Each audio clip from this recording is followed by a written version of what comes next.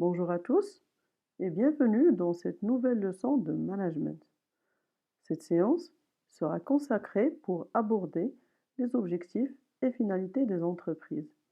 Nous allons donc répondre à deux questions très cruciales. D'abord, qu'est-ce que les objectifs et qu'est-ce que les finalités? Et par la suite, quelle différence peut-on faire entre ces deux notions? Alors, si vous vous rappelez un petit peu, on va revenir un petit peu en arrière.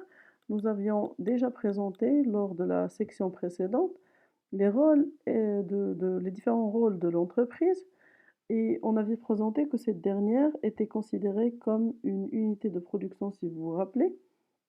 Alors, le fait d'être une unité de production va nous permettre de produire des biens et des services qu'on va disposer sur un marché et que par la suite, ces biens, tout simplement, vont nous permettre d'engendrer de la valeur ajoutée qu'elle pourra par la suite partager avec ses parties prenantes. Et vous vous rappelez que c'est cette démarche qui va permettre à l'entreprise d'assurer sa survie et son développement et aussi l'amélioration de sa performance.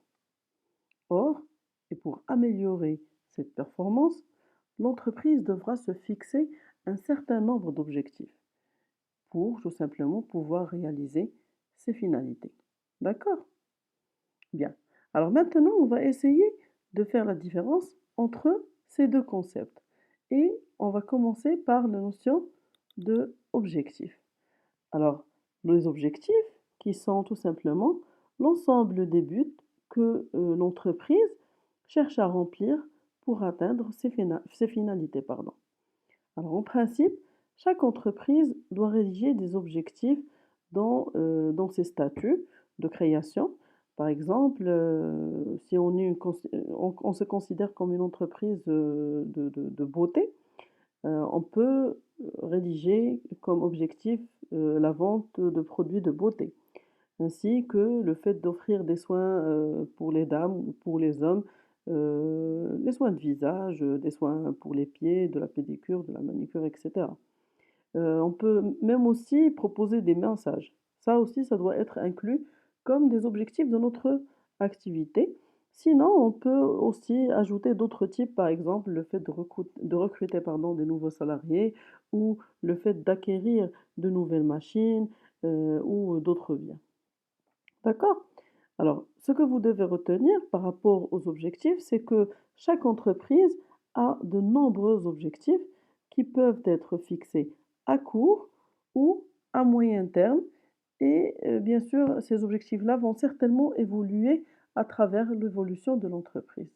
Alors maintenant, pour ce qui est de la notion finalité au sein d'une entreprise, elle concerne tout simplement les différentes raisons d'être de l'entreprise, c'est-à-dire pourquoi elle existe, pourquoi elle a été créée, quelle était la conception de son créateur au moment de la conception, pourquoi.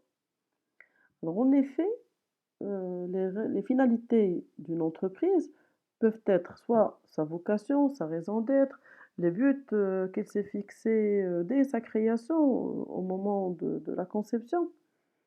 Et bien sûr, nous pouvons être sûrs que la finalité suprême de toutes les entreprises ne peuvent être que la recherche de la performance et le bénéfice, le profit, et bien sûr d'assurer la pérennité, la survie de cette dernière. Ça, c'est évident pour toutes les entreprises.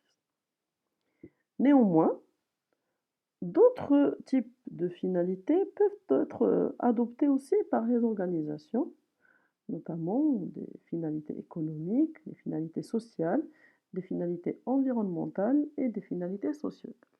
Alors, on va prendre un petit peu le temps d'expliquer ces quatre finalités. On va commencer bien sûr avec la première, c'est la finalité économique. Alors, on vient de le dire, l'entreprise a pour première vocation, première finalité, la recherche du bénéfice et bien sûr la création de la richesse. Alors, pour bien expliquer ce point, je vais juste prendre un petit exemple. Je vais prendre le cas d'une petite entreprise individuelle, on va dire. Alors, le manager va devoir gérer son entreprise de façon à générer du bénéfice pour subvenir à ses besoins et bien sûr développer son entreprise, il n'y a pas de souci. Par contre, dans une grande entreprise sociétaire, comme la SA ou autre, la finalité économique va être différente, car tout simplement, le manager doit non seulement générer du bénéfice pour subvenir à ses propres besoins et développer son entreprise, mais en même temps, il doit faire plus d'efforts parce qu'il doit dégager de la valeur ajoutée importante pour qu'il puisse la distribuer sous forme de dividendes aux ayants droit, c'est-à-dire aux actionnaires. D'accord?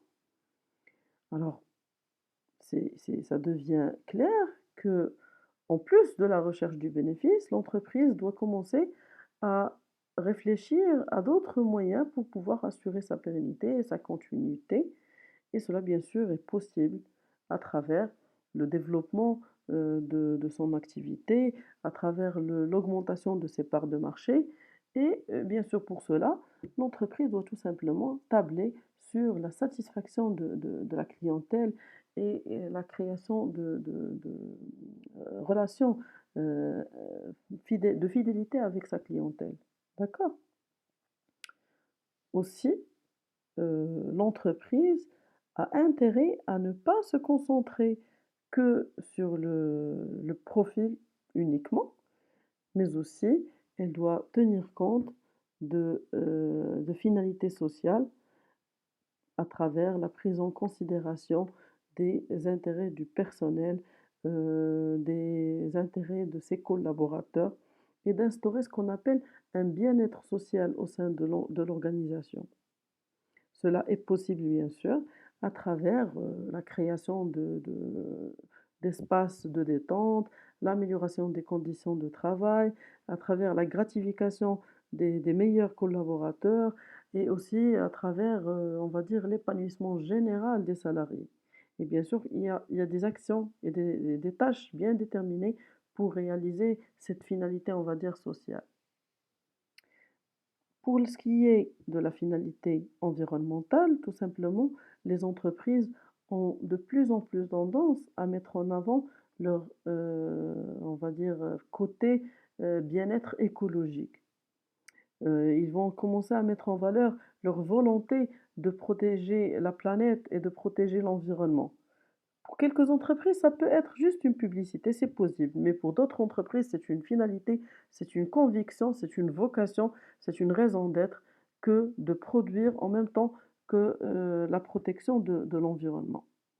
Donc, l'entreprise va, dans le cadre de cette finalité environnementale, va devoir s'organiser. Elle va devoir organiser bien sûr son activité de façon à pouvoir produire de façon durable et de façon à pouvoir préserver l'environnement et ne pas polluer bien sûr la nature. Bien sûr, elle doit essayer de préserver au maximum les ressources naturelles. Elle doit limiter le gâchis. Elle doit essayer de pratiquer ce qu'on appelle le recyclage, pratiquer ce qu'on appelle le tri des déchets, pratiquer ce qu'on appelle la destruction des déchets toxiques de façon, on va dire, sécurisée, etc. Il y a plusieurs techniques qui concernent le développement de ce côté environnemental chez l'entreprise, et notamment à travers la responsabilité, le développement on va dire, d'un projet responsabilité sociale RSE, responsabilité sociale de l'entreprise au sein de l'organisation. Alors la dernière finalité qu'on va voir ensemble, c'est la finalité sociétale. Alors tout simplement, les entreprises ont aussi tendance, en plus de prendre soin de l'environnement et de leurs salariés, ils vont aussi prendre soin de la société et adopter des actions pour préserver le bien-être de la société où elle œuvre tout simplement. Et ce, bien sûr, elle peut participer à des actions sociétaires pour le bien-être de la communauté, par exemple, le financement des œuvres caritatives, des activités de parrainage, de mécénat, des collectes de fonds, etc., etc. La liste est assez longue. Alors, ce que j'aimerais que vous reteniez par rapport à sa finalité que, idéalement, l'entreprise peut en adopter plusieurs. Il n'y en a pas qu'une seule, mais il faut savoir que ce sont des finalités à long terme. En principe, quand on adopte une finalité, on doit la respecter, c'est un projet de vie qu'on doit respecter. Il faut noter le point final, tout simplement, c'est que l'objectif va nous permettre de réaliser les finalités de l'entreprise. Nous arrivons à la fin de cette capsule vidéo. Pour vos questions, n'hésitez pas à me laisser des commentaires sous la vidéo et à faire part de vos avis et suggestions. Je vous remercie pour votre attention et à la prochaine capsule.